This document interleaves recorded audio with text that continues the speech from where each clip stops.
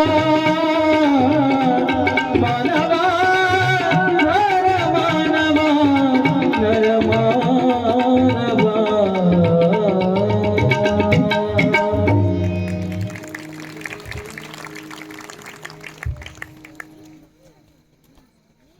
ಗುರುವೆ ದೀಕ್ಷಾ ಗುರುವೆ ಶಿಕ್ಷಾ ಗುರುವೆ ರಕ್ಷಾ ಗುರುವೆ ಸರ್ವಾಗಮೋಕ್ತ ಕಳಾ ಗುರುವೆ ಶಿವಯೋಗ ಧರ್ಮಾರ್ಥ ಭೋಗ ಗುರುವೆ ತ್ಯಾಗ ಗುರುವೆ ಸುಧೀ ಗುರುವೆ ವಾಚಾ ಗುರುವೆ ಭವರೋಗಹರ ಶರಣ ಶರಣಾಗು ಬಸವ ಗುರು ಮಹಾವಿಮಗೆ. ಬಸವ ಪುರಾಣ. ಬಸವ ಪುರಾಣ ಆಗಿರ್ಬೋದು, ಬೇರೆ ಯಾವುದೇ ಪುರಾಣ ಆಗಿರ್ಬೋದು, ಇದರೊಳಗೊಂದು ಪದ್ಧತಿ ಬರುತ್ತದೆ. ಅದು ಏನು ಅಂತಂದ್ರೆ ಸಿಂಹಾವಲೋಕನ ಅಂತ. ಸಿಂಹಾವಲೋಕನ ಅಂತಂದ್ರೆ ಸ್ವಲ್ಪ ಹಿಂದೆ ನೋಡಿ ಮುಂದೆ ಹೋಗೋದು. ಗೊತ್ತಾತೇನ್ರಪ್ಪ? ಸಿಂಹ ಕಾಡಿಗೆ ರಾಜ, ಅದನ್ನು ಮೀರಿಸೋರೇ ಯಾರೂ ಇಲ್ಲ. ಆದಾಗ್ಯೂ ಕೂಡ ಅದು ಹಿಂದೆ ನೋಡ್ಕೊಂತ ಮುಂದೆ ಹೋಗ್ತದ. ಅದಕ್ಕೆ ಸಿಂಹಾವಲೋಕನ ಅಂತ ಕರೀತಾರೆ. ಇಲ್ಲಿ ಪುರಾಣದಲ್ಲಿಯೂ ಕೂಡ ಸಿಂಹಾವಲೋಕನ ಅನ್ನೋ ಒಂದು ಪದ್ಧತಿ. ಯಾವಾಗ ಪೀಠಿಕಾ ಮುಗಿತದ, ಪೀಠಿಕಾ ಯಾಕೆ ಹೇಳಬೇಕು ಅಂತಂದ್ರೆ ಈ ಪುರಾಣಕ್ಕೆ ಅದು ಅಡಿಪಾಯ. ಒಂದು ಮನೆ ಕಟ್ಟಬೇಕಾಗಿತ್ತು ಅಂತಂದ್ರ ಪಾಯ ಗಟ್ಟಿ ಇದ್ರ ಮನಿ ಚೆನ್ನಾಗಿ ಹೆಂಗ ನಿಲ್ತದೋ ಹಂಗ ಈ ಪುರಾಣ ನಿಮ್ಮ ತಲೆಯೊಳಗೆ ಉಳ್ಕೋಬೇಕಾಗಿತ್ತು ಅಂತಂದ್ರ ಆ ಪುರಾಣದ ಕಥಾನಾಯಕ ಯಾವ ರೀತಿಯಾಗಿ ಇದ್ದ, ಎಂಥೆಂಥ ಗುಣಗಳು ಇದ್ದು ಅನ್ನೋದನ್ನ ಆ ಪೀಠಿಕಾ ಭಾಗದೊಳಗ ಒಂದಿಷ್ಟು ಒಳ್ಳೊಳ್ಳೆ ವಿಚಾರಗಳ ಮುಖಾಂತರ ತಿಳಿಸೋದಕ್ಕೆ ಅದು ಪೀಠಿಕಾ ಅಂತ ಕರೀತಾರೆ. ಆ ಪೀಠಿಕಾ ಬಹಳ ಮುಖ್ಯ ಇರ್ತದೆ. ಅದಕ್ಕೆ ಪುರಾಣ ನೀವು ಕೇಳಾಕ ಬರಬೇಕಾಗಿತ್ತು ಅಂತಂದ್ರೆ ಮೊದಲು ಪೀಠಿಕಾ ಕೇಳಾಕ ಬರಬೇಕು. ನಿಮ್ಗೆ ಪೀಠಿಕಾ ತಿಳಿತು ಅಂತಂದ್ರೆ ಪುರಾಣ ಬಹಳ ಚಲೋ ತಿಳಿತದ. ಈ ಪೀಠಿಕಾ ಮುಗಿದ ಕೂಡ್ಲೇನೆ ಏನು ಪುರಾಣ ಭಾಗ ಶುರು ಆಗ್ತದಲ್ಲ, ಶುರು ಮಾಡೋದಕ್ಕಿಂತ ಮುಂಚೆ ಕೇಳ್ತಕ್ಕಂಥ ಒಂದು ಪದ್ಧತಿಗೆ ಸಿಂಹಾವಲೋಕನ. ಏನು ಕೇಳೋದು? ನಿನ್ನೆ ದಿವಸ ನೀವು ಏನು ಕೇಳಿದ್ರಪ್ಪ, ಪುರಾಣದೊಳಗೆ ಯಾವ ವಿಚಾರ ಬಂದಿತ್ತು ಅಂತ ತಿಳ್ಕೊಳ್ಳೋದಕ್ಕೆ ಏನಂತ ಕರೀತಾರ? ಸಿಂಹಾವಲೋಕನ. ಎಷ್ಟು ಗಂಭೀರ ಕೂತಿರತ್ತಿ ನೀವೆಲ್ಲ, ಸೀರಿಯಸ್ ಏನ್ರಿವ? ಎಷ್ಟು ಸೀರಿಯಸ್ ಆಗಿ ಕುಂತೀರಿ, ಎಲ್ಲರ ಮುಖ ಅಗ್ದಿ ಗಂಭೀರ ಆಗ್ಬಿಟ್ಟ. ನಾ ಬೇರೆ ಯಾರು ಇಲ್ರಿವ, ನಿಮ್ ಮಗ ಅದೀನಿ. ಅಗ್ದಿ ಚಂದ ನಕ್ಕೊಂತ ಮಾಡ್ಕೊಂತ ಅಗ್ದಿ ಫ್ರೀಯಾಗಿ ನಾವು ಬಸವ ಪುರಾಣ ಕೇಳೋನು, ಬಸವ ಪುರಾಣ ಹೇಳೋನು.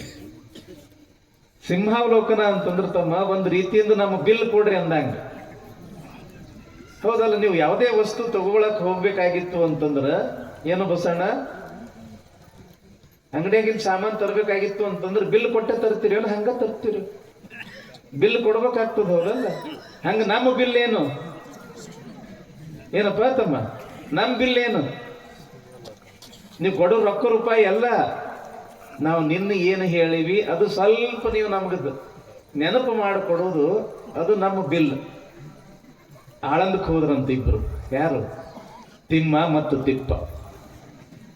ಸ್ವಲ್ಪ ನಕ್ಕೊಂತ ಪ್ರವೇಶ ಮಾಡೋದು. ಯಾಕೋ ಬಹಳ ಸೀರಿಯಸ್ ಆಗಿ ಕುಂತೀರಿ ಎಲ್ಲರೂ. ಆಳಂದ ಪೇಟೆಯಾಗ ಹೋದ್ರು, ಏನು ದೊಡ್ಡ ದೊಡ್ಡ ಹೋಟೆಲ್ಗಳು ಅವು ಇವು ಎಲ್ಲ ಇದ್ದು ಹೊಟ್ಟೆ ಸಿಕ್ಕಾಪಟ್ಟಿ ಹಸ್ದೈತಿ ಅವ್ರಿಗೆ, ತಿಮ್ಮ ಮತ್ತು ತಿಪ್ಪಗ. ಎಲ್ಲಿ ಏನು ಚಲೋ ಸಿಗ್ತದ ಮತ್ತು ಎಷ್ಟು ಸೊಯ್ ಸಿಗ್ತದ ಅಂತ ತಿಳ್ಕೊಂಡು ಹೋಟೆಲ್ ನೋಡ್ಕೊಂತ ನಡೆದಿದ್ರು. ಒಂದು ದೊಡ್ಡ ಹೋಟೆಲ್ ಬೋರ್ಡ್ ಹಾಕಿದ್ರು, ಇಲ್ಲಿ ಬೇಕಾದವರು ಬೇಕಾಗಿದ್ದನ್ನ ಬೇಕಾದಷ್ಟು ತಿನ್ನಬಹುದು, ಬಿಲ್ ಮಾತ್ರ ಮೊಮ್ಮಕ್ಕಳ ಕಡೆಯಿಂದ ವಸೂಲಿ ಮಾಡ್ತೀವಿ ಅಂತ. ನೋಡಿದ್ರಿ ಅವರು, ಇನ್ನು ನಮ್ದ ಮದುವೆ ಆಗಿಲ್ಲ, ನಮಗೆ ಯಾವಾಗ ಮಕ್ಕಳಾಗ್ಬೇಕು, ಅವ್ರು ಯಾವಾಗ ದೊಡ್ಡವ್ರು ಆಗ್ಬೇಕು, ಹೋಟೆಲ್ಗೆ ಬರುವಂಗ ಅವ್ರ ಬಿಲ್ ಯಾವಾಗ ಕೊಡ್ಬೇಕು, ಮುಂದಿಂದ ಯಾವ ನೋಡ ನಡಿ ಅಂತ ತಿಳ್ಕೊಂಡು ಇಬ್ರು ಹೋಟೆಲ್ ಹೋಗ್ತಾರ. ನೋಡ್ರಿ, ಮಾಣಿ ಬಂದ, ಈ ತಮ್ಮ ಇಲ್ಲಿ ಏನೇನು ಸಿಗ್ತದ? ಇಲ್ಲಿ ಎಲ್ಲಾ ಸಿಗ್ತದ್ರಿ. ಎಲ್ಲಾ ಅಂದ್ರ ಇಡ್ಲಿ ಐತಿ, ದ್ವಾಸೆ ಐತಿ, ಉಪ್ಪಿಟ್ಟು ಐತಿ, ಪಡ್ಡು ಐತಿ, ಅದು ಐತಿ, ಇದು ಐತಿ, ಇದು ಐತಿ, ಅದು ಐತಿ, ಎಲ್ಲ ಒಂದೊಂದು ಪ್ಲೇಟ್ ತಗೊಂಡ್ ಬಾ ಅಂದ್ರ ಹೊಡೆದ್ರು. ನೋಡ್ರಿ ಎಗ್ಗಳಾಗಿ ಸಿಕ್ಕಾಪಟ್ಟೆ ಹೊಡೆದ್ರು. ಯಾಕೆ? ಬಿಲ್ ಮೊಮ್ಮಕ್ಕಳು ಕೊಡೋರು ಅದಾರ, ಚಿಂತಿನ ಇಲ್ಲ. ಯಾವಾಗ ಹೊಟ್ಟಿ ತುಂಬ ಹೊಡೆದ್ರು ಹೊಟ್ಟಿ ಮ್ಯಾಲ ಕೈ ಆಡಿಸ್ಕೊಂತ ಒಬ್ಬ ಅಂತ ಎದ್ದು ಹೊರಗೆ ಬರಾಕತ್ತಿದ್ರು ಹೋಟೆಲ್ ಮಾಲೀಕ್ ಅಂತನ ಏತಮ್ಮ ಬಿಲ್ ಕೊಡ್ರಿ ಅಲ್ಲ ನೀವು ಬೋರ್ಡ್ ಏನ್ ಹಾಕಿರಿ ಮಾಲಕರ ಬೇಕಾದವ್ರು ಬೇಕಾಗಿದ್ದನ್ನ ಬೇಕಾದಷ್ಟು ತಿನ್ನಬಹುದು ಬಿಲ್ ಮಾತ್ರ ಮೊಮ್ಮಕ್ಕಳ ಕಡೆಯಿಂದ ನಮ್ಮ ಮೊಮ್ಮಕ್ಕಳ ಕಡೆಯಿಂದ ನೀವು ವಸೂಲಿ ಮಾಡ್ರಿಲ್ಲ. ಅವ ಮಾಲಕ್ ಅಂದ ತಮ್ಮ ನಾ ನಿಮ್ಮ ಬಿಲ್ ಕೇಳಕತ್ತಿಲ್ಲೋ ಹಿಂದೆ ನಿಮ್ಮ ಮುತ್ಯ ತಿಂದು ಹೋಗಿದ್ರು ಅವ್ರ ಬಿಲ್ ನೀವು ಕೊಡ್ರಿ. ಹಿಂದ ನಿಮ್ಮ ಮುತ್ಯ ತಿಂದು ಹೋಗಿದ್ರು ಅಂದ್ರೆ ಒಟ್ಟು ಬಿಲ್ ಕೊಡಬೇಕಾಗ್ತದ, ಕೊಡ್ಲಿಲ್ಲ ಅಂದ್ರೆ ನಡೆಯುವುದಿಲ್ಲ. ಹಂಗ ನಮ್ಮ ಬಿಲ್ ಏನು ಅಂತಂದ್ರ ನಿನ್ನೆ ದಿವಸ ಪುರಾಣದೊಳಗ ಏನು ಕೇಳಿದ್ರಿ? ಇವತ್ತು ಮಠಕ್ಕೆ ಒಬ್ಬ ಹುಡುಗ ಬಂದಿದ್ದ, ಅಪ್ಪರ ನೀವು ನಮ್ಮೂರಂತ ಹೌದನ್ರಿ? ಹೌದಪ್ಪ ನಾವು ನಿಮ್ಮ ಊರವ್ರ, ನಾನು ಏನು ಪುರಾಣಕ್ಕೆ ಬಂದಿದ್ದೇನ್ರಿ, ನೀವು ಮಸ್ತ್ ಹೇಳ್ತೀರಿ ನೋಡ್ರಿ ಅಂದ. ಹೌದಾ ತಮ್ಮ ನೀ ಕೇಳಿದೆ ಪುರಾಣ? ಏನ್ ಕೇಳ್ದೆ ಅಂತ ಕೇಳಿದೆ. ಅದು ಶರೀರದ ಕುಡ್ಕೊಂಡು ಹೇಳಿದ್ರಲ್ಲ ಅದು ಕೇಳಿದ್, ಅದು ನೆನಪಿಟ್ಟಾನ. ಹೋಗಿ ಹೋಗಿ ಒಬ್ಬ ಕುಡ್ಕುಂದ್ ಹೇಳಿದ್ರೆ ಅಲ್ರಿ ಅದು ನೆನಪಿಟ್ಟಾನ. ಏ ತಮ್ಮ ಇಂಥವೇನ್ ನೆನಪಿಡ್ತೀಯೋ ಇದು ಸುಮ್ಮ ಇದು ಹೆಂಗ ಅಂತಂದ್ರ ಕಬ್ಬಿನ ಮ್ಯಾಲಿನ ರೌದಿ ಇದ್ದಂಗಿದು. ಸುಮ್ಮ ನಿಮಗೆ ಬ್ಯಾಸರ ಬರಬಾರ್ದು ಅಂತ ತಿಳ್ಕೊಂಡು ಸುಮ್ಮ ನಗಸುದಿರ್ತದ ಅಟ್ಟ. ಆದ್ರ ರೌದಿ ಮುಖ್ಯ ಅಲ್ಲ, ಕಬ್ಬಿನ ಒಳಗಿಂದ ರಸ ಮುಖ್ಯ. ಬಸವಣ್ಣನ ಚರಿತ್ರೆ ಅಂತಂದ್ರ ಅದು ಕಬ್ಬಿನ ಒಳಗಿನ ರಸ, ಅದು ರಸ. ಬಸವ ಪುರಾಣ, ಬಸವ ಪುರಾಣ. ಬಸವ ಅಂತಂದ್ರೆ ಯಾರು? ವಿಶ್ವಗುರು ಬಸವಣ್ಣ. 12ನೇ ಶತಮಾನದಲ್ಲಿ ಆಗಿ ಹೋಗಿರತಕ್ಕಂಥ ಒಬ್ಬ ಮಹಾನುಭಾವ. ಪುರಾಣ ಅಂತಂದ್ರ ಯಾತಕ್ಕೆ ಕರೀತಾರ? ಪುರಾ ನ ಭವತಿ ಇತಿ ಪುರಾಣಂ. ಯಾವುದು ಹಳೇದಾಗುವುದಿಲ್ಲ, ನಿತ್ಯ ನೂತನವಾಗಿಯೇ ಇರ್ತದ, ಅದು ಪುರಾಣ. ಸಾವಿರಾರು ವರ್ಷಗಳ ಹಿಂದೆ ಬರೆದಿರ್ತಕ್ಕಂಥ ವ್ಯಾಸನ ಪುರಾಣಗಳು 18 ಇಂದಿಗೂ ಕೂಡ ಜೀವಂತವಾಗಿ ಅದಾವ. ಅಲ್ಲಲ್ಲಿ ಆ ಪುರಾಣಗಳು ನಡೀತವೆ. ಬಸವ ಪುರಾಣ 14ನೇ ಶತಮಾನದಲ್ಲಿ ಬರೆಯಲ್ಪಡ್ತು. 13ನೇ ಶತಮಾನದೊಳಗ ಪಾಲ್ಕುರ್ಕಿ ಸೋಮನಾಥ ಅಂತ ತೆಲುಗುದೊಳಗ ಬಸವ ಪುರಾಣ ಆಗಿದ್ದು ಮೊಟ್ಟ ಮೊದಲಿಗೆ. ಅದಾದ ನಂತರ ಭೀಮಕವಿ ಕನ್ನಡದೊಳಗ ಬರಿತಾನ ಬಸವ ಪುರಾಣ. ಕಂಚಿಯ ಶಂಕರಾರಾಧ್ಯರು ಅಂತ ಬರ್ತಾರ, ಅವರು ಸಂಸ್ಕೃತದೊಳಗೆ ಬರೀತಾರ. ಇನ್ನೊಬ್ರು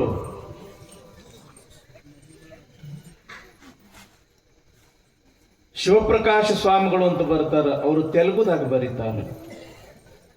ಪಂಡಿತ ಪುಟ್ಟರಾಜ ಕವಿಗವಾಯಿಗಳು ಅವರು ಸಂಸ್ಕೃತದೊಳಗೂ ಬರೀತಾರೆ, ಹಿಂದಿಯೊಳಗೂ ಬರೀತಾರೆ, ಕನ್ನಡದೊಳಗೂ ಬರೀತಾರೆ. ನಾನಾ ಭಾಷೆಗಳಲ್ಲಿ ಬಸವ ಪುರಾಣ ಇವತ್ತು ನಮಗೆ ಸಿಗ್ತದ. ಇವತ್ತು ಬಿಟ್ಟು ನೀವು ನಾಳೆ ಕೇಳ್ರಿ ಮತ್ತೆ ಹೊಸದು, ನಾಳೆ ಬಿಟ್ಟು ನಾಡ್ದು ಕೇಳ್ರಿ ಮತ್ತೆ ಹೊಸದು.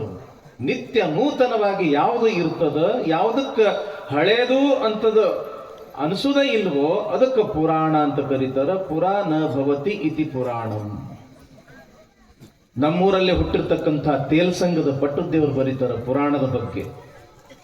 ಪುರಾಣವೆಂಬುವುದೊಂದು ಹೊಳಿ, ಹೊಳಿ ಅಂದ್ರೆ ನದಿ.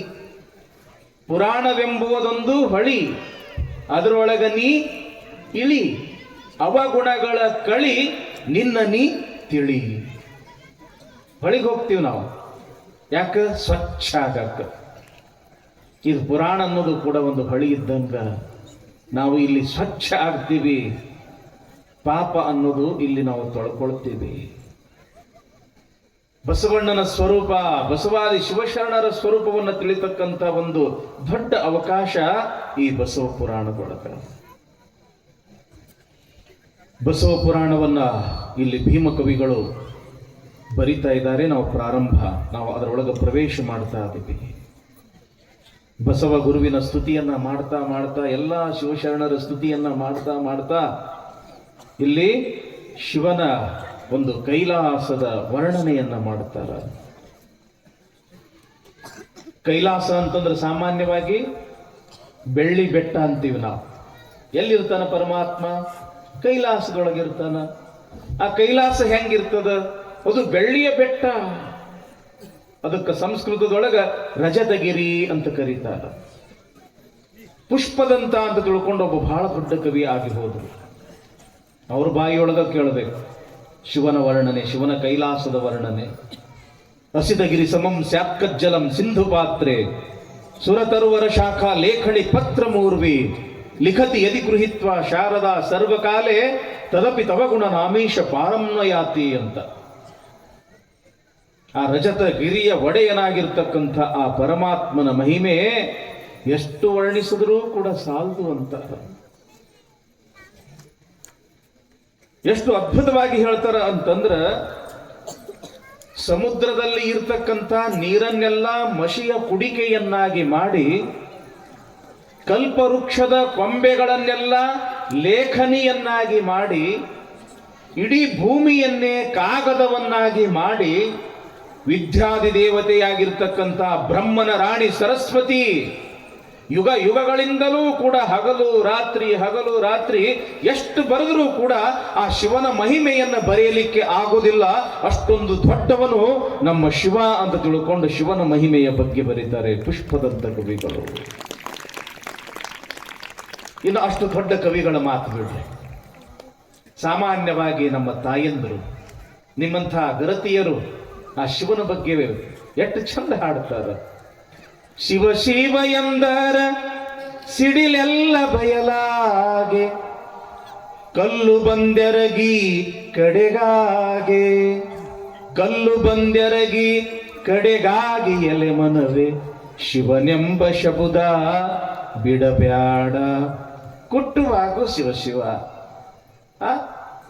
ಕುಟ್ಟುವಾಗೂ ಶಿವ ಶಿವ, ಬೀಸುವಾಗೂ ಶಿವ ಶಿವ, ಬಟ್ಟೆ ತೊಳೆಯುವಾಗೂ ಕೂಡ ಶಿವ ಶಿವ, ಎದ್ರ ಶಿವ ಶಿವ, ಬಿದ್ರ ಶಿವ ಶಿವ. ಶಿವ ಅನ್ನೋ ಶಬ್ದದೊಳಗೆ ಎಷ್ಟು ದೊಡ್ಡ ಶಕ್ತಿ ಅದ ಅಂತಂದ್ರ, ಇನ್ನೇನು ಸಿಡಿಲು ಬಂದು ಮೈ ಮೇಲೆ ಬೀಳ್ತದ ಅನ್ನುವಾಗ ಶಿವ ಅಂದ್ರೆ ಸಾಕು, ಆ ಸಿಡಿಲು ಸಹಿತ ಬಯಲಾಗ್ತದ ಅಂದ ಬಳಿಕ ಶಿವ ಅನ್ನೋ ಶಬ್ದದೊಳಗೆ ಎಂಥ ಶಕ್ತಿ ಇರಬೇಕು ಅಂತಾಳ ಗರತಿ. ಇಲ್ಲಿ ಸ್ವಲ್ಪ ನಾವೆಲ್ಲರೂ ಕೂಡ ಶಿವಭಕ್ತರಾಗಿರೋದ್ರಿಂದ, ಬಸವಣ್ಣನು ಕೂಡ ಮಹಾನ್ ಶಿವಭಕ್ತ ಆಗಿರೋಣದ್ರಿಂದ ಈ ಶಿವನ ಬಗ್ಗೆ ಒಂದಿಷ್ಟು ಚಿಂತನೆಯನ್ನ ಮಾಡೋಣ. ಶಿವ ಅಂತಂದ್ರೆ ಏನು? ನಾವೆಲ್ಲರೂ ಕೂಡ ಶಿವ ಶಿವ ಶಿವ ಅಂತ ಕರಿತೀವಿ. ಶಿವ ಅಂದ ಕೂಡಲೇ ಒಂದು ಕಲ್ಪನೆ ಕಣ್ಣೆದುರುಗಡೆ ಬರ್ತದ.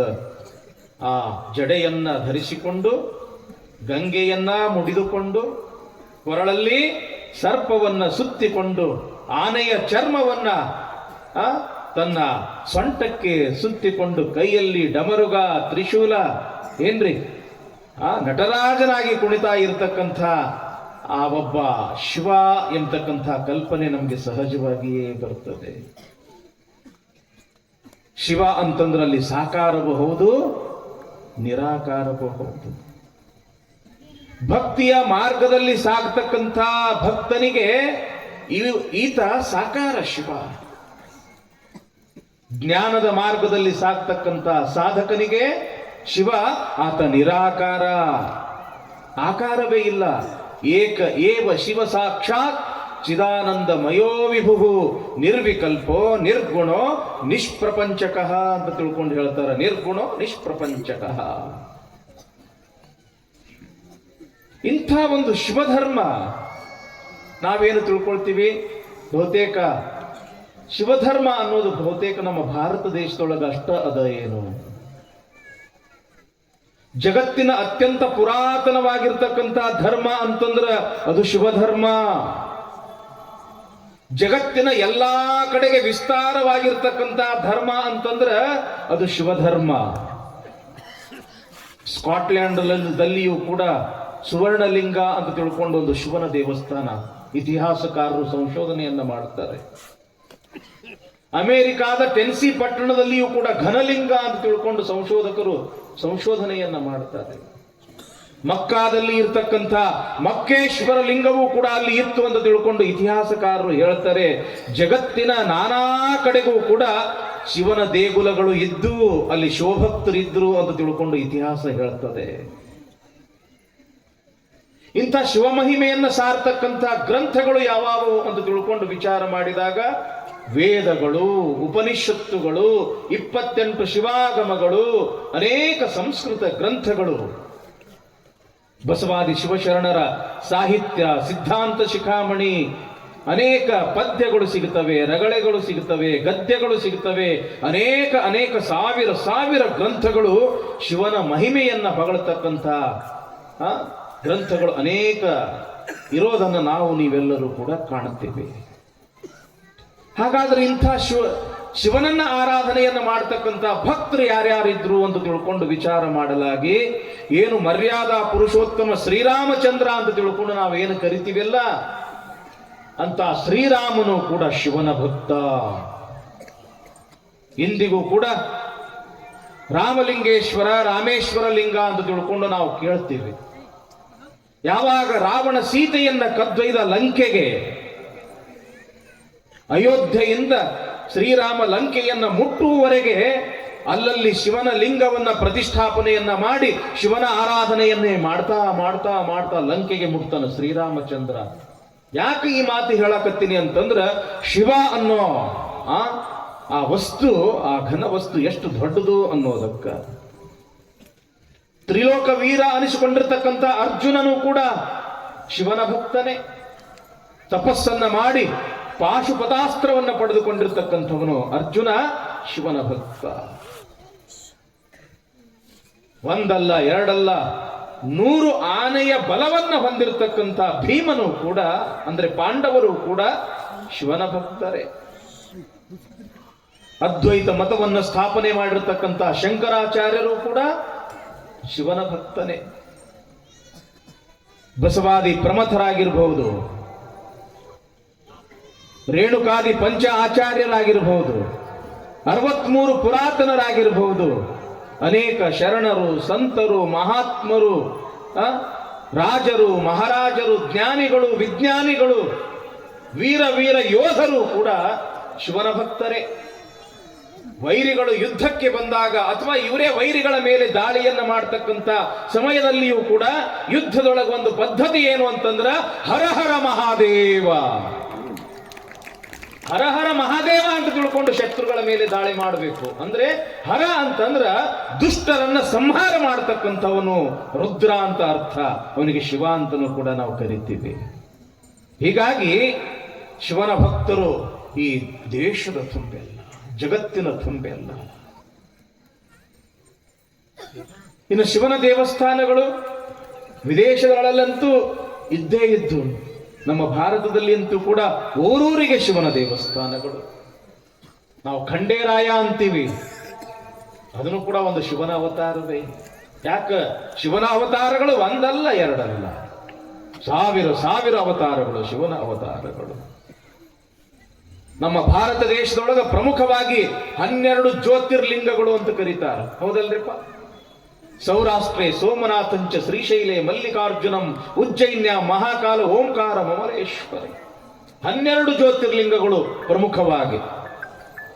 ಇನ್ನು ಊರಲ್ಲಿ ಎಂಥದೇ ಒಂದು ಸಣ್ಣ ಊರದ ಅಂದ್ರೂ ಕೂಡ ಅಲ್ಲಿ ಒಂದು ಶಿವನ ದೇವಸ್ಥಾನ ಇರ್ತದೆ. ಯಾಕೆ? ಯಾವ ಊರಲ್ಲಿ ಶಿವಭಕ್ತರಿಲ್ಲದ ಊರು ಅದು ದೇಶ ವನವಾಸ ಅಂತ ತಿಳ್ಕೊಂಡು ಶರಣರು ಕರೀತಾರೆ. ಅದೊಂದು ಸ್ಮಶಾನ ಇದ್ದಂಗ ಅಂತ ಕರೀತಾರೆ. ಹೀಗಾಗಿ ಇವತ್ತು ಎಷ್ಟೇ ಒಂದು ಸಣ್ಣ ಊರಿದ್ರೂ ಕೂಡ ಅಲ್ಲಿ ಶಿವನ ಒಂದು ಅಸ್ತಿತ್ವ ಇದ್ದೇ ಇರ್ತದ, ದೇವಸ್ಥಾನ ಇದ್ದೇ ಇರ್ತದ. ಅಂಥ ಶಿವ ಇಲ್ಲಿ ವರ್ಣನೆಯನ್ನು ಮಾಡಕತ್ತಾರೆ ಕವಿಗಳು, ಭೀಮ ಕವಿಗಳು ಎಷ್ಟು ಅದ್ಭುತವಾಗಿ ಮಾಡ್ತಾರೆ. ರಜತಗಿರಿ ಅಂದ್ರೆ ಬೆಳ್ಳಿಯ ಬೆಟ್ಟ, ಕೈಲಾಸ. ಆ ಕೈಲಾಸದಲ್ಲಿ ಜ್ಞಾನ ಸಿಂಹಾಸನ. ಆ ಜ್ಞಾನ ಸಿಂಹಾಸನದ ಮೇಲೆ ಯಾರು ಕುಳಿತುಕೊಂಡಿದ್ದಾರೆ? ಜಗತ್ತಿನ ಒಡೆಯನಾಗಿರ್ತಕ್ಕಂಥ ಶಿವ ಕುಳಿತುಕೊಂಡಿದ್ದಾನೆ.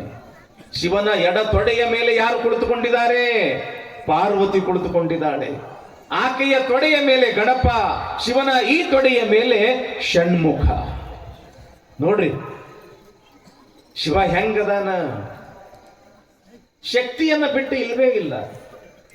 ಶಿವ ಯಾವಾಗಲೂ ಕೂಡ ಶಕ್ತಿ ಸಮೇತನಾಗಿರ್ತಕ್ಕಂಥವನು, ಅಂದ್ರೆ ಪಾರ್ವತಿ ಸಮೇತನಾಗಿರ್ತಕ್ಕಂಥವನು ಶಿವ. ಕವಿರತ್ನ ಕಾಳಿದಾಸರು ಹೇಳ್ತಾರೆ, ವಾಗರ್ಥಾಭಿವ ಸಂಪೃಕ್ತವು ವಾಗರ್ಥ ಪ್ರತಿಪತ್ತಯೇ ಜಗತಪ್ಪಿತರವು ಒಂದೇ ಪಾರ್ವತಿ ಪರಮೇಶ್ವರವು ಅಂತ. ಯಾವ ರೀತಿಯಾಗಿ ಶಬ್ದ ಬಿಟ್ಟು ಅರ್ಥ ಇಲ್ಲ, ಅರ್ಥ ಬಿಟ್ಟು ಶಬ್ದ ಇಲ್ಲ, ಹಂಗ ಶಿವನನ್ನ ಬಿಟ್ಟು ಶಕ್ತಿ ಇಲ್ಲ, ಶಕ್ತಿಯನ್ನ ಬಿಟ್ಟು ಶಿವ ಇಲ್ಲ. ಅದಕ್ಕೆ ಯಾವಾಗಲೂ ಕೂಡ ಶಿವನ ತೊಡೆಯ ಮೇಲೆ ಪಾರ್ವತಿ ಕುಂತಿರ್ತಾಳೆ. ನೋಡ್ರಿ ನಿಲ್ರಿಪ್ಪ ಫೋಟೋ. ಹಿಂದಕ್ಕೆಲ್ಲ ಪ್ರತಿಯೊಬ್ಬರ ಮನೆಯಾಗ ಒಂದು ಫೋಟೋ ಇರ್ತಿದ್ದು. ಅವ ನೆನಪೈತೇನೆ ನಿಮಗ? ನಮ್ಮ ಅವುಗಳಿಗೆ ಕೇಳ್ತೀನಿ, ಈಗಿನ ಹುಡುಗರು ಅಂತ ಫೋಟೋ ನೋಡುದು ಬಹಳ ಅಪರೂಪ. ಯಾಕಂತ ಫೋಟೋಗಳು ಬರಬರ್ತಾ ಮಾಯ ಆಗಕತ್ತವ. ಏನ್ರಿಪ್ಪ ಹಿರಿಯರು ನಿಮ್ಗೆ ನೆನಪೈತೇನ್ರಿಪ್ಪ?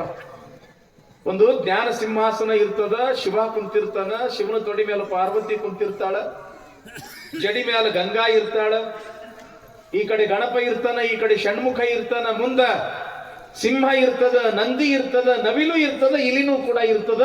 ಇದು ಪರಮಾತ್ಮನ ಕುಟುಂಬ. ಇದು ನಿಮ್ದು ಹೆಂಗ ಒಂದು ಕುಟುಂಬ ಅದ, ಹಂಗ ಪರಮಾತ್ಮಂದು ಕೂಡ ಒಂದು ಕುಟುಂಬ ಅದ. ಸುಮ್ಮನೆ ಒಂದಿಟ್ಟು ಚಿಂತನೆ ಮಾಡ್ತಿರವ, ನಿಮ್ಮ ಮನಿ ಹೆಂಗದ, ಪರಮಾತ್ಮನ ಮನಿ ಹೆಂಗದ ಅನ್ನೋದು ಸ್ವಲ್ಪ ಕಲ್ಪನೆ ಮಾಡ್ಕೊಳ್ತಿರವ. ಸ್ವಲ್ಪ ಫ್ರೀ ಆಗಿ ಅಗ್ದಿ ನಗ್ನಗತ್ತ. ಶಿವನಿಗೆ ಎಷ್ಟು ಮಂದಿ ಹೆಂಡ್ರಿ ಹೇಳ್ರಿವ? ನೋಡ್ರಿ, ಇಬ್ಬರು ಸಾಕು. ಎಷ್ಟು ಮಂದಿ ಹೆಂಡ್ರಿಪ್ಪ? ಇಬ್ರು. ಒಬ್ಬಳು ಸೊಡಿ ಮ್ಯಾಲ, ಇನ್ನೊಬ್ಬಳು ತೆಲಿ ಮ್ಯಾಲ. ಇಬ್ರು ಹೆಂಡ್ರು. ಸಾಮಾನ್ಯವಾಗಿ ಇಬ್ಬರು ಹೆಂಡ್ರು ಇದ್ದವರು ಶಾಂತಿ ನೆಮ್ಮದಿಯಿಂದ ಇರುವುದ ಬಹಳ ಕಷ್ಟ. ಇಲ್ಲಿ ಯಾರ ಇದ್ರು ತಪ್ಪು ತಿಳ್ಕೊಳಕ್ ಹೋಗ್ಬೇಡ್ರಿ. ಯಾಕಂತಂದ್ರೆ ಇಬ್ಬರಿಗೂ ಸಮಾಧಾನ ಮಾಡೋದ್ರೊಳಗೆ ಪಾಪ ಇವನ ಪರಿಸ್ಥಿತಿ ಅಗ್ದಿ ಮಾಡ್ಕೊಳ್ಳುವಾಗ ಹುರುಪಿನಾಗಿ ಮಾಡ್ಕೊಂಡಿರ್ತಾನೆ. ಮುಂದೆ ಬಹಳ ವಜ್ಜೆ ಆಗ್ತದ ಅವನಿಗೆ. ಯಾಕೆ? ಅವಳಿಗೆ ಸಮಾಧಾನ ಮಾಡೋದ್ರೊಳಗೆ ಇವಳು ಸಿಟ್ಟಿಗೆ ಹೇಳ್ತಾಳೆ, ಇವಳಿಗೆ ಸಮಾಧಾನ ಮಾಡೋದ್ರೊಳಗೆ ಅವಳು ಸಿಟ್ಟಿಗೆ ಹೇಳ್ತಾಳೆ. ಆದ್ರೆ ಇಲ್ಲಿ ನೋಡ್ರಿ, ತೊಡಿ ಮೇಲಿರ್ತಕ್ಕಂಥ ಪಾರ್ವತಿನೂ ಕೂಡ ಶಾಂತ ಅದಾಳ, ತೆಲಿ ಮೇಲಿರ್ತಕ್ಕಂಥ ಗಂಗೆಯೂ ಕೂಡ ಶಾಂತ ಅದಾಳ. ಇವರಿಬ್ರು ಯಾಕೆ ಶಾಂತ ಅದಾರ ಅಂತಂದ್ರ ನಮ್ಮ ಶಿವಪ್ಪ ಶಾಂತ ಅದಾನಂತ ತಿಳ್ಕೊಂಡು ಇಬ್ರು ಶಾಂತ ಅದಾರೇನಿಲ್ಲ. ಸುಮ್ಮ ಪರಮಾತ್ಮನ ಒಂದು ಕುಟುಂಬದ ಒಂದು ಕಲ್ಪನೆ ಮಾಡ್ಕೊಳ್ರಿ ನೀವು. ತೊಡಿ ಮೇಲೆ ಪಾರ್ವತಿ ಅದಾಳ, ತೆಲಿ ಮೇಲೆ ಗಂಗಾ ಅದಾಳ, ಈಕಿನೂ ಶಾಂತ ಅದಾಳ, ಅಕ್ಕಿನೂ ಶಾಂತ ಅದಾಳ. ಯಾಕ ಅಂತಂದ್ರ ಶಿವಪ್ಪ ಶಾಂತ ಅದಾನಂತ ತಿಳ್ಕೊಂಡು ಅವರಿಬ್ರು ಶಾಂತ ಅದಾರ. ಇನ್ನು ಮಕ್ಕಳು ಎಷ್ಟು ಜನ ತಂಗಿ? ಮಕ್ಕಳೆಷ್ಟು ಶಿವ? ಇಬ್ರಲ್ಲ. ಯಾರವರು? ಒಬ್ಬ ಗಣಪ, ಇನ್ನೊಬ್ಬ ಷಣ್ಮುಖ. ನೀವಂತೀರ ಅಪ್ಪ ಅವ್ರ ನಮ್ಮ ಮಕ್ಕಳು ಬಹಳ ಉಚ್ಚಾರ ಅದಾವ್ರಿ, ಬಹಳ ಓಡಾಡೋದಂತ ನೀವಂತೀರಿ. ನಿಮ್ಮ ಮಕ್ಕಳು ಎಷ್ಟು ಓಡಾಡ್ರಿದ್ದಾರಿವ? ಶಿವಪ್ಪನ ಮಕ್ಕಳು ನಿಮ್ಮ ಮಕ್ಕಳಕ್ಕಿಂತ 1000 ಪಟ್ಟು ಓಡಾಡ್ರವ್ರು. ಒಬ್ಬ ನವಿಲ್ ಹತ್ತಿ ಹೋಗ್ತಾನ, ಒಬ್ಬ ಇಲಿ ಹತ್ತಿ ಹೋಗ್ತಾನ. ಇಲಿ ಹತ್ತಿ ಹೋಗುವಾಗ ಇಲಿ ಮ್ಯಾಲಿನ ದಪ್ಪ ಅಂತ ಬಿದ್ದ, ಹೊಟ್ಟಿ ಹೊಡಿತು, ಕಡುಬು ಹೊರಗೆ ಬಿದ್ದು. ಅವರ ಯಾಕೆ ಬಿಡ್ಬೇಕು ಅಂತ ತಿಳ್ಕೊಂಡು ಹೊರಗೆ ಬಿದ್ದು ಕಡುಬು ಮತ್ತೆ ಹೊಟ್ಟೆಯಾಗಿ ಇಟ್ಕೊಂಡು ಯಾತ್ರಲೆ ಹೊಲಿಗೆ ಹಾಕದ, ಹಾವಿಲೆ ಹೊಲಿಗೆ ಹಾಕದ. ಇಟ್ಟು ಓಡಾಡ್ರಿ ಮಕ್ಕಳದಾರನ್ನ. ಸುಮ್ಮ ಮಕ್ಕಳಿಗೆ ಬೈತೀರಿ, ಅವ್ರ ಮುಂದೆ ನಿಮ್ಮ ಮಕ್ಕಳು ಏನೂ ಅಲ್ಲ. ಇಬ್ರು ಬಹಳ ಓಡಾಡ್ರಿ. ಇವರು ಗಣಪನು ಓಡಾಳ, ಷಣ್ಮುಖನು ಓಡಾಳ. ಆದ್ರೆ ಇಬ್ರು ಕೂಡ ಶಾಂತ ಅದಾರ. ಯಾಕೆ ಶಾಂತ ಅದಾರ? ಶಿವಪ್ಪ ಶಾಂತ ಅದಾರಂತ ತಿಳ್ಕೊಂಡು ಮಕ್ಕಳಿಬ್ರು ಶಾಂತ ಅದಾರ. ಇನ್ನು ಸಿಂಹ, ಪರಮಾತ್ಮನ ವಾಹನ ಯಾವ್ದು ಹೇಳ್ರಿ? ನಂದಿ. ಪಾರ್ವತಿಯ ವಾಹನ ಯಾವುದು? ಸಿಂಹ. ಪರಸ್ಪರ ಇವರಿಬ್ರು ವಿರೋಧ. ಮೊದಲಾದ ಗೂಳಿ, ಮದ ಎತ್ತಂದ್ರೆ ಮುಗಿದೋತ್ತು, ಬೆಕ್ಕಾದಿರ್ಲಿ ಹಾದು ಬಿಡ್ತೈತಿ ಅದು ನಂದಿ. ಸಿಂಹ ಕೇಳಿರೇನು ಕಾಡಿಗೆ ರಾಜ, ಬೆಕ್ಕಾದವಿರ್ಲಿ ಅವ್ನು ತಿಂದ ಬಿಡ್ತೈತಿ ಅಂತೈತಿ. ಆದ್ರೆ ಇಲ್ಲಿ ನಂದಿನೂ ಕೂಡ ಶಾಂತ ಕುಂತದ, ಸಿಂಹನೂ ಕೂಡ ಶಾಂತ ಕುಂತದ. ಯಾಕ? ಶಿವಪ್ಪ ಶಾಂತ ಅದನಂತ ತಿಳ್ಕೊಂಡು ಅವರಿಬ್ರು ಶಾಂತ ಅದಾರ. ಇನ್ನು ಗಣಪತಿ ವಾಹನ ಯಾವುದು ತಂಗಿ? ಇಲಿ. ಷಣ್ಮುಖನ ವಾಹನ ಯಾವುದು? ನವಿಲು. ಪರಸ್ಪರ ವಿರೋಧ ಅದು. ನವಿಲು ನೋಡಿದ್ರೆ ಇಲಿನ ನೋಡಿದ್ರೆ ಸಾಕು, ನವಿಲು ತಿಂದು ಬಿಡಬೇಕು. ಇಲ್ಲಿ ಇಲಿನೂ ಶಾಂತ ಅದ ಮತ್ತು ನವಿಲು ಕೂಡ ಶಾಂತ ಅದ. ಯಾಕ? ಶಿವಪ್ಪ ಶಾಂತ ಅದನಂತ ತಿಳ್ಕೊಂಡು ಅವೆರಡೂ ಶಾಂತ ಅದಾವ. ಇದು ನಮಗೆ ಏನು ಪಾಠ ಕಲಿಸ್ತದ ಅಂತಂದ್ರ, ಮನೆಯಾಗಿರ್ತಕ್ಕಂಥ ಯಜಮಾನ ಶಾಂತ ಇದ್ದಂದ್ರೆ ಮನಿ ಎಲ್ಲ ಶಾಂತ ಇರ್ತದ. ಹೌದಲ್ರಪ್ಪ? ಮನ್ಯಾಗ ಏನು ಮಾಲಕ ಇರ್ತಾನಲ್ಲ, ಅವ ಚಲೋ ಇದ್ದ ಅಂತಂದ್ರೆ ಸಾಕು, ಮನಿ ಎಲ್ಲ ಚಲೋ ಇರ್ತದ. ಅವ ಒಬ್ರಿಗೊಂದು ಮಾಡಕತ್ರ ಜಗಳ ಶುರು ಆಗ್ತ ನೋಡ್ರಿ. ಮನ್ಯಾಗ ಜಗಳ ಎಲ್ಲಿ ಶುರು ಆಗ್ತದ ಅಂತಂದ್ರ, ದೊಡ್ಡ ಮಗನಿಗೊಂದು, ಸಣ್ಣ ಮಗನಿಗೊಂದು, ಆ ಮಗಳಿಗೊಂದು, ಈ ಮಗಳಿಗೊಂದು, ಬೇರೆ ಬೇರೆ ಮಾಡಿದ್ರೆ ಅಲ್ಲಿ ಜಗಳ ಶುರು ಆಗ್ತದ. ಎಲ್ಲರನ್ನ ಸಮಾನ ದೃಷ್ಟಿಯಿಂದ ನೋಡಿದ್ರೆ ಮನೆಯೊಳಗೆ ಜಗಳವೇ ಹುಟ್ಟಿಕೊಳ್ಳುವುದಿಲ್ಲ. ಪ್ರೀತಿ ಎಲ್ಲರ ಮೇಲೆ ಒಂದೇ ರೀತಿ ಇತ್ತು ಅಂತಂದ್ರೆ ಮನಿಯಾಗ ಇರುವುದಿಲ್ಲ, ಆ ಮನಿಯೇ ಕೈಲಾಸ ಆಗ್ತದ ಅನ್ನೋದಕ್ಕೆ ಇದು ಶಿವನ ಕುಟುಂಬದ ಒಂದು ಉದಾಹರಣೆ ತಂಗಿ. ಈ ರೀತಿಯಾಗಿ ಆನಂದದಿಂದ ಕೈಲಾಸದೊಳಗ ಪರಮಾತ್ಮ ಕುಳಿತಾನ, ಮುಂದ ನಂದಿ ಕುಳಿತಾನ. ಅಲ್ಲಿ ಇರ್ತಕ್ಕಂಥ ಭೃಂಗಿ ನಾಟ್ಯ ಮಾಡಕತ್ತಾನ, ನಂದಿ ಮದ್ದಲೆಯನ್ನ ಬಾರಿಸಕತ್ತಾನ. ಈ ಕಡೆ ವಿಷ್ಣು ಅದಾನ, ಬ್ರಹ್ಮ ಅದಾನ, ಇಂದ್ರ ಅದಾನ, ಯಮ ಅದಾನ, ಈ ಕಡೆ ಲಕ್ಷ್ಮಿ ಏನ್ರಿ ಸರಸ್ವತಿ, ಇಂದ್ರಾಣಿ, ದೇವಾನು ದೇವತೆಗಳಿಂದ ಕೈಲಾಸದ ಆ ಒಡ್ಡೋಲಗ ಮಂಟಪ ತುಂಬಿ ಬಿಟ್ಟದೆ. ಹೆಂಗ ನೀವು ತುಂಬಿಕೊಳ್ತೀರಿ ಹಂಗ. ಅಲ್ಲಿ ದೇವಗಣ, ಭೂತಗಣ, ಪಿಶಾಚಗಣ, ರುದ್ರಗಣ ಎಲ್ಲರಿಂದ ಆ ಕೈಲಾಸ ತುಂಬಿ ತುಳುಕಾಕತ್ತದ. ಶಿವ ಆ ಒಂದು ಸಂಗೀತದ ಆನಂದದೊಳಗ ತನ್ನನ್ನ ತಾನು ಮರೆತು ಆ ಸಂಗೀತ ನಾಟ್ಯವನ್ನ ನೋಡಾಕತ್ತನ, ಸಂಗೀತವನ್ನ ಕೇಳಾಕತ್ತನ. ಹೀಗಿರ್ತಕ್ಕಂಥ ಸಮಯದೊಳಗ ನಾರಾಯಣ ನಾರಾಯಣ ನಾರಾಯಣ ಅಂತ ತಿಳ್ಕೊಂಡು ನಾರದ ಮಹರ್ಷಿ ಆ ಕೈಲಾಸ ಮಂಟಪಕ್ಕೆ ಬಂದ. ಶಿವನಿಗೆ ನಮಸ್ಕಾರ ಮಾಡಿ ಹೇಳ್ತಾನ ನಾರದ ಮಹರ್ಷಿ, ಯಪ್ಪ, ಜಗತ್ತಿನ ಒಡೆಯನಾಗಿರ್ತಕ್ಕಂಥ ಹೇ ಶಂಕರ, ಹೇ ಭೋಲೆನಾಥ, ಯದಾ ಯದಾ ಹಿ ಧರ್ಮಸ್ಯ ಗ್ಲಾನಿರ್ಭವತಿ ಭೂತಲೆ ತದಾ ತದಾವತಾರೋ ಎಂಬಂದು ತಿಳ್ಕೊಂಡು ಈ ಜಗತ್ತಿಗೆ ವಚನವನ್ನ ಕೊಟ್ಟಿರ್ತಕ್ಕಂಥವನು ನೀನು. ಯಾವಾಗ ಭೂಲೋಕದಲ್ಲಿ ಅಧರ್ಮ, ಅನ್ಯಾಯ, ಅತ್ಯಾಚಾರ ತುಂಬಿ ತುಳುಕ್ತದ ಅಂಥ ಸಮಯದಲ್ಲಿ ದುಷ್ಟರನ್ನ ಸಂಹಾರ ಮಾಡಲು, ಶಿಷ್ಟರನ್ನ ರಕ್ಷಣೆಯನ್ನ ಮಾಡಲು ನಾನು ಅವತಾರವನ್ನ ಭೂಲೋಕದಲ್ಲಿ ಎತ್ತುತ್ತೀನಿ ಅಂತ ತಿಳ್ಕೊಂಡು ಜಗತ್ತಿಗೆ ವಚನ ಕೊಟ್ಟಿರ್ತಕ್ಕಂಥ ಹೇ ಪರಮಾತ್ಮ, ಇವತ್ತು ಈ ಕೈಲಾಸ ಮಂಟಪದೊಳಗ ಈ ವಾದ್ಯ ವೈಭವ, ಈ ಸಂಗೀತದೊಳಗ ಮೈ ಮರೆತು ನೀನು ಭೂಲೋಕವನ್ನ ಮರೆತು ಬಿಟ್ಟಂಗೆ ಕಾಣಿಸ್ತದ. ಹೇ ಶಂಕರ, ಹೇ ಮುಕ್ಕಣ್ಣ, ಹೇ ತ್ರಿನಾಯತ್ರಧಾರಿ, ನಿನ್ನ ಕಣ್ಣನ್ನ ತೆರೆದು ಒಮ್ಮ ಭೂಲೋಕದತ್ತ ನಿನ್ನ ಜ್ಞಾನ ದೃಷ್ಟಿಯಿಂದ ನೋಡು. ಅಲ್ಲಿ ಅನ್ಯಾಯ ತುಂಬಿ ತುಳುಕಾಕತ್ತದ. ಅಲ್ಲಿ ದುಡಿಯವ್ರಿಲ್ಲ, ಮೈಗಳ್ರಿ ಹೆಸರಾಗ್ಯಾರ. ಬಡವರು ಬಡವರಾಗಿ ಉಳಿದಾರ, ಶ್ರೀಮಂತರು ಶ್ರೀಮಂತರಾಗಿ ಉಳಿದಾರ. ಅಲ್ಲಿ ಜಾತಿ ಭೇದ ಭಾವದಿಂದಾಗಿ ಇವತ್ತು ಭೂಲೋಕ ನರಕವಾಗಿ ಪರಿಣಮಿಸಕತ್ತದ. ಹೇ ಶಂಕರ, ಅಧರ್ಮ ತುಂಬಿ ತುಳುಕ್ತಾ ಇರತಕ್ಕಂಥ ಭೂಲೋಕದೊಳಗ ನೀನು ಅವತಾರವನ್ನ ಎತ್ತಿ ಭೂಲೋಕವನ್ನ ರಕ್ಷಣೆಯನ್ನ ಮಾಡಬೇಕು ಅಂತ ತಿಳ್ಕೊಂಡು ನಾರದ ಮಹರ್ಷಿ ಕೈ ಜೋಡಿಸಿ ಪರಮಾತ್ಮನಿಗೆ ಕೇಳ್ತಾನ. ಆವಾಗ ಶಂಕರ ಶಿವ ಅಂತನ, ಹೌದು ನಾರದ, ನೀನು ಹೇಳೋ ಮಾತು ಸತ್ಯ. ಭೂಲೋಕದೊಳಗೆ ಯಾವಾಗ ಅನ್ಯಾಯ ತಲೆ ಎತ್ತಿ ಮೆರೀತದ ಆವಾಗ ನಾನು ಅವತಾರವನ್ನ ಎತ್ತುತ್ತೀನಿ ಅಂತ ವಚನ ಕೊಟ್ಟಿದ್ದು ಕೂಡ ಸತ್ಯವೇ, ಇಲ್ಲ ಅಂತಲ್ಲ.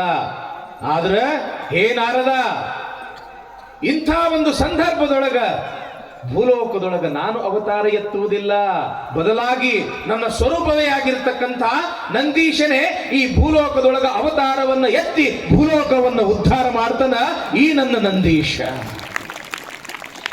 ನಾರದ ಮಹರ್ಷಿಗಳಂತಾರ, ಏನು ಪರಮಾತ್ಮ, ನೀನೆಲ್ಲಿ ನಿನ್ನ ವಾಹನನಾಗಿರ್ತಕ್ಕಂಥ ಈ ನಂದಿಯಲ್ಲಿ? ನೀನೋ ಸರ್ವಶಕ್ತ, ನಂದಿ ನಿನ್ನ ವಾಹನ ಮಾತ್ರ. ಈ ನಂದಿಯಿಂದ ಈ ಭೂಲೋಕವನ್ನು ಉದ್ಧಾರ ಮಾಡಲಿಕ್ಕೆ ಸಾಧ್ಯವೇ? ಆವಾಗ ನಂದೀಶನಿಗೆ, ಆವಾಗ ನಾರದನಿಗೆ ಹೇಳ್ತಾರೆ ಪರಮಾತ್ಮ, ಹೇ ನಾರದ, ಈ ನಂದೀಶ ಅಂತಂದ್ರೆ ಸಾಮಾನ್ಯ ತಿಳಿದಿಯೇನೋ? ಈ ನಂದೀಶ ಸಾಮಾನ್ಯನಲ್ಲ, ಈತ ನನ್ನ ಸ್ವರೂಪನೇ, ಈತ ನನ್ನ ಸ್ವರೂಪನೇ. ನನ್ನಲ್ಲಿ ಇರ್ತಕ್ಕಂಥ ಪ್ರತಿಯೊಂದು ಶಕ್ತಿಯೂ ಕೂಡ, ಪ್ರತಿಯೊಂದು ಸಾಮರ್ಥ್ಯವೂ ಕೂಡ ಈ ನನ್ನ ನಂದೀಶನಲ್ಲಿಯೇ ಇರ್ತಕ್ಕಂಥದ್ದು. ಈ ನಂದೀಶ ಅನೇಕ ವರ್ಷಗಳ ಕಾಲ ತಪಸ್ಸನ್ನ ಮಾಡಿ ಮಾಡಿ ಮಾಡಿ ನನ್ನ ಸಾಕ್ಷಾತ್ಕಾರ ಮಾಡಿಕೊಂಡು, ಹೇ ಭಗವಂತ, ಹೇ ಶಂಕರ, ನಿನ್ನನ್ನ ಬಿಟ್ಟು ಅಗಲ್ತಕ್ಕಂಥ ಸಾಮರ್ಥ್ಯ ನನ್ನಲ್ಲಿ ಇಲ್ಲ, ಯಾವಾಗಲೂ ಕೂಡ ನಾನು ನಿನ್ನ ಜೊತೆಯಲ್ಲೇ ಇರಬೇಕು ಅಂತ ವರವನ್ನ ಕೇಳಿದಾಗ ನಾನು ಅವನನ್ನು ನನ್ನ ವಾಹನವನ್ನಾಗಿ ಮಾಡಿ ನನ್ನ ಜೊತೆಯಲ್ಲೇ ಇಟ್ಕೊಂಡಿದ್ದೀನಿ. ನನಗೂ ನಂದೀಶನಿಗೂ ಯಾವುದೇ ರೀತಿಯ ಭೇದ ಇಲ್ಲ. ಈ ನಂದೀಶ ಬೇರೆ ಅಲ್ಲ, ಆತ ಬಸವ, ಬಸವನೇ ನಾನು, ನಾನೇ ಬಸವ, ಶಿವನೇ ಬಸವ, ಬಸವ ಶಿವನು.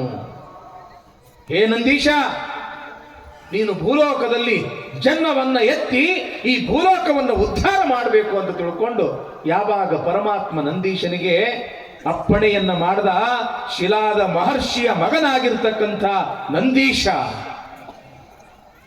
ಯಪ್ಪ ಪರಮಾತ್ಮ ಶಂಕರ, ನಿನ್ನಿಂದ ಬೇರೆ ಆಗಬಾರ್ದು, ನಿನ್ನಿಂದ ದೂರ ಹೋಗಬಾರ್ದು ಅನ್ನೋ ಕಾರಣಕ್ಕಾಗಿ ಸದಾ ನಿನ್ನ ಸಾನ್ನಿಧ್ಯದಲ್ಲಿಯೇ ಇರಬೇಕು ಅನ್ನೋ ಒಂದು ವಚನವನ್ನ ನಿನ್ನಿಂದ ಪಡ್ಕೊಂಡಿದ್ದೀನಿ.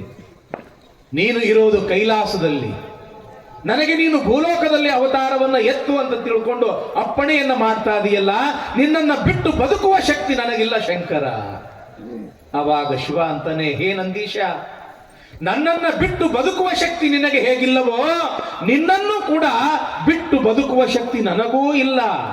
ಹೇ ನಂದೀಶ, ನೀ ಮುಂದೆ ಮುಂದೆ ಅವತಾರವನ್ನ ಎತ್ತು, ನಾನು ಗುರು ಲಿಂಗ ಜಂಗಮ ಸ್ವರೂಪದಿಂದ ಬಂದು ನಿನಗೆ ದರ್ಶನವನ್ನ ಕೊಡ್ತೇನೆ ಅಂತ ಶಂಕರ ಅಭಯವನ್ನ ಕೊಡ್ತಾನೆ ನಂದೀಶನಿಗೆ.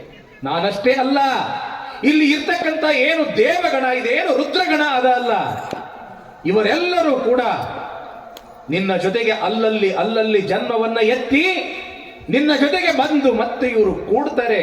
ಅದಕ್ಕೆ ನೀನು ಭೂಲೋಕದಲ್ಲಿ ಅವತಾರವನ್ನ ಎತ್ತು ಅಂತ ತಿಳ್ಕೊಂಡು ಪರಮಾತ್ಮ ನಂದೀಶನಿಗೆ ಅಪ್ಪಣೆಯನ್ನ ಕೊಡ್ತಾರೆ ಎಂಬತಕ್ಕಂಥ ಒಂದು ವಿಚಾರ ನಾವು ಇವತ್ತಿನ ದಿವಸ ಬಸವ ಪುರಾಣದಲ್ಲಿ ಕೇಳುತ್ತೇವೆ. ಹಾಗಾದ್ರೆ ನಾಳೆ ದಿವಸ ಆ ನಂದೀಶ ಯಾವ ದೇಶದಲ್ಲಿ, ಯಾವ ಪ್ರದೇಶದಲ್ಲಿ, ಯಾರ ಗರ್ಭದಲ್ಲಿ ಅವತಾರವನ್ನ ಎತ್ತದ ಎಂಬತಕ್ಕಂಥ ಬಹಳ ಅದ್ಭುತವಾಗಿರ್ತಕ್ಕಂಥ ಸನ್ನಿವೇಶ ನಾಳೆ ದಿವಸ. ತೊಟ್ಟಿಲ ಕಾರ್ಯಕ್ರಮನೂ ಕೂಡ ನಾಳೆ ಮಾಡೋಣ. ಯಾಕಂತಂದ್ರೆ ಇರೋದೇ 20 ದಿವಸ. ಬಸವ ಪುರಾಣ ಅಂತಂದ್ರೆ ಕನಿಷ್ಠ ಅಂತಂದ್ರೆ 3 ತಿಂಗಳು ಹೇಳೋ ಪುರಾಣ.